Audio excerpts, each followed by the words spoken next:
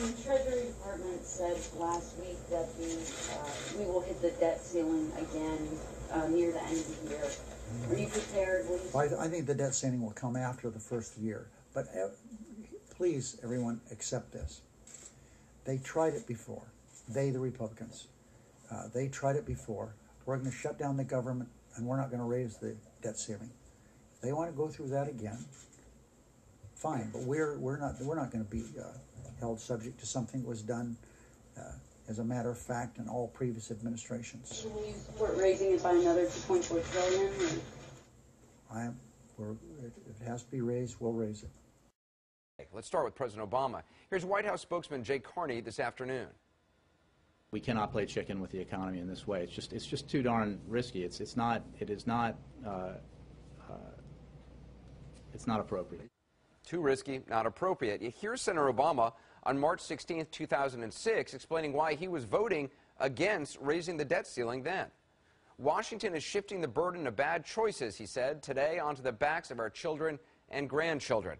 America has a debt problem and a failure of leadership. Americans deserve better, he said.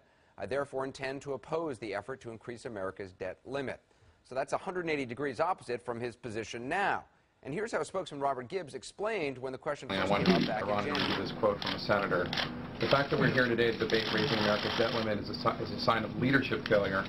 Leadership means the buck stops here. Instead, Washington is shifting the burden of bad choices today onto the backs of our children and grandchildren. America has a debt problem and a failure of leadership. Americans deserve better. I therefore intend to oppose the effort to increase America's debt limit. I suspect you know who I'm quoting. Joe Biden. That is Senator Barack Obama in 2006 voting against raising the debt and I think ceiling. what is important is understand that the raising the debt limit was not in question in the outcome. 52 to 48. In the outcome of that vote. It's a close vote. 50 to 48. Well, we've had closer. I think I think it's important that the outcome, based on the outcome of that vote, as I mentioned, the full faith and credit was not in doubt. Full faith and credit of our government and our economy was not in doubt.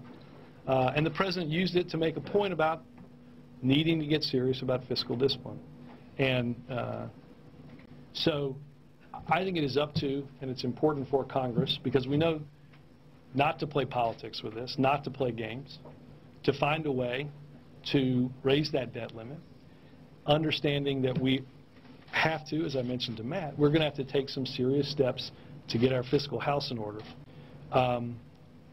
But we understand, we know what happens. We know the catastrophic actions with things like Social Security and Medicare if you threaten the solvency of the government. So he only voted that way because he knew that it was going to pass. And I think clearly he was sending a message. But he knew it was going to pass. That's why he voted against it that way. His vote was not necessarily needed on that.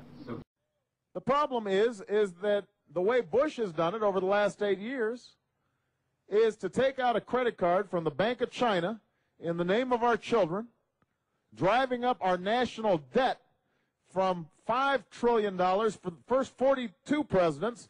Number 43 added $4 trillion by his lonesome, so that we now have over $9 trillion of debt that we are going to have to pay back.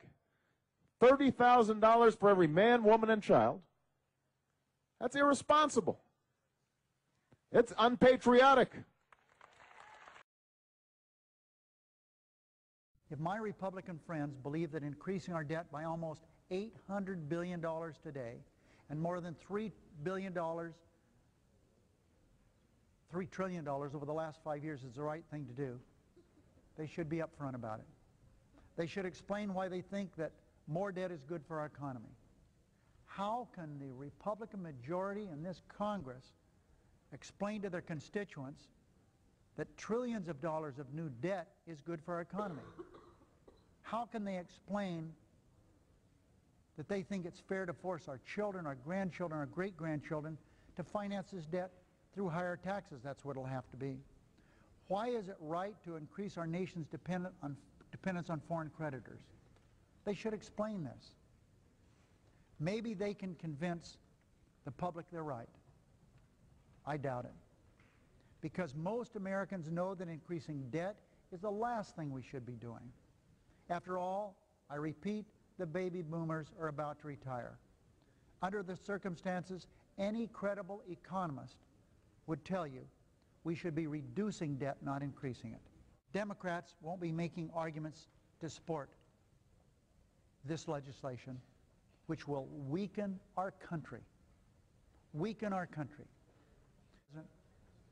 We're being asked to do what shouldn't be asked of us, to increase the debt to almost $9 trillion. I hope everyone walking down to these desks today will understand what they're doing to our country. On this side of the aisle, we know. Thank you, Madam President.